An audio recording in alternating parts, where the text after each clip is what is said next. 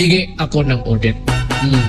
Ngayon, kung hindi ibigay sa atin yan, I will ask everybody, from the farmer to the businessman, to the church people, every Filipino, to every soldier and policeman, that we all demand that we open the liquidation. Lahat para malaman rin namin kung paano ninyo winaldas ang pera namin.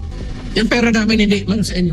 Just because you are the keeper of the, kayo ang mag-distribute, okay yan.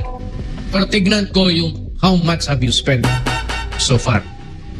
And I will demand the COA, because if the COA will not do it, then I am asking the Filipino, everybody, every soldier, every policeman, every farmer, to demand para malaman natin once and for all kung sino ang nagwawaldas ng pera sa Pilipinas.